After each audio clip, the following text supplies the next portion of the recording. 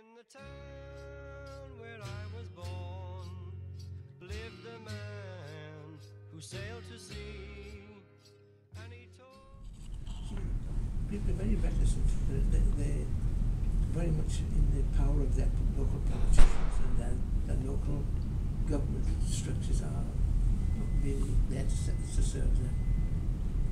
So it's better these days in Uganda.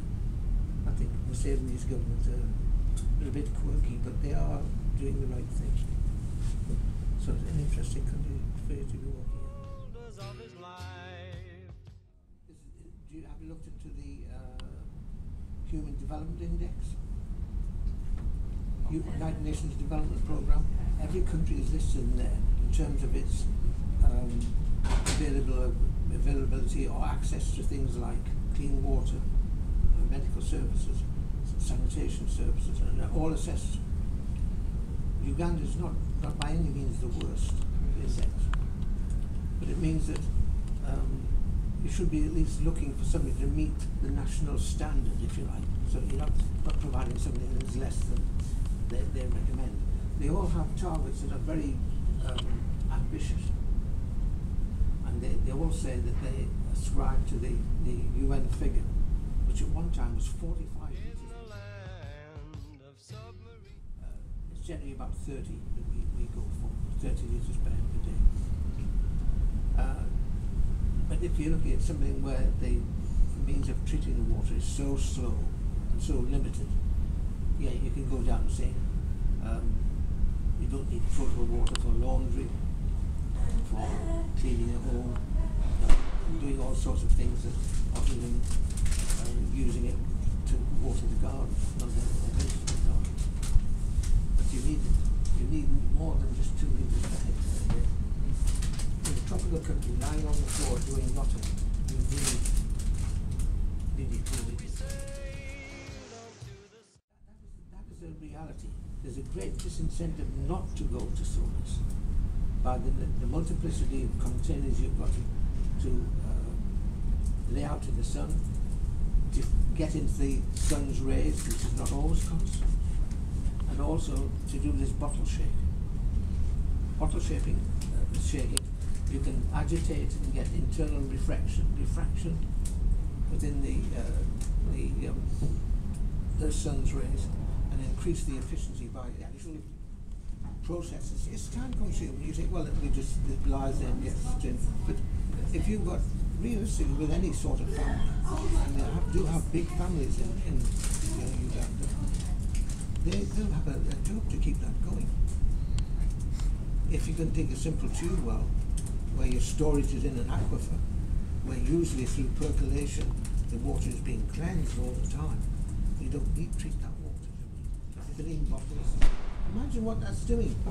Unless you've got a tap supply, once you can start doing taps, how do you fill the bottles? Oh, I've got a big funnel with those in. It is a disincentive. I mean, anyone with any sense who had no other option, it's fine.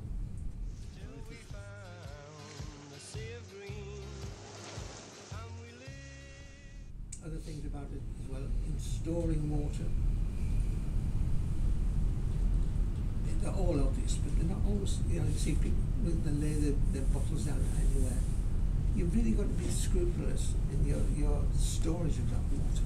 Don't just roll it down, lying on the ground. Yeah, that's not necessarily clean. If you come in with hands and you start slopping about and pouring water, I'm not saying you definitely will be infected by that, infecting the water, but it's got a good chance unless you take a bit more care with it. So it's not giving people a bit of kit that will do the job. It's giving them something that is sustainable.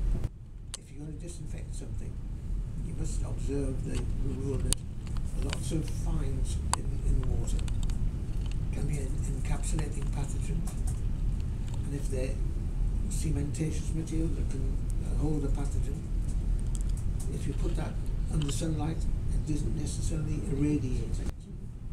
Process, get rid of particulate matter from the water. So you've got to pre-filter it. Even if you just put it through an old sock, if you've got to throw a bit of fine silk or something like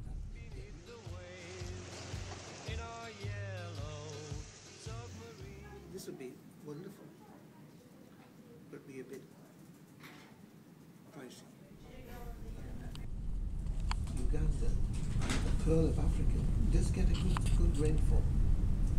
But if I was living there, I would still go for a tube well, which is, you know, they can do it with hand augers and only excavating 8-10 meters. You can get a perfectly put everything that you are going to design and provide for them has got to be within the limits of technical and financial capacity. Before you think of anything else, that's what you've got to aim at. What can they afford? What is going to be sustainable for them to look after?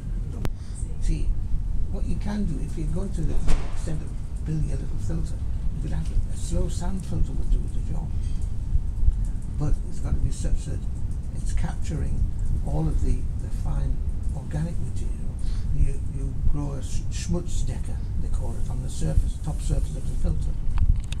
It's the bugs in that schmutzdecker that actually kill the bugs.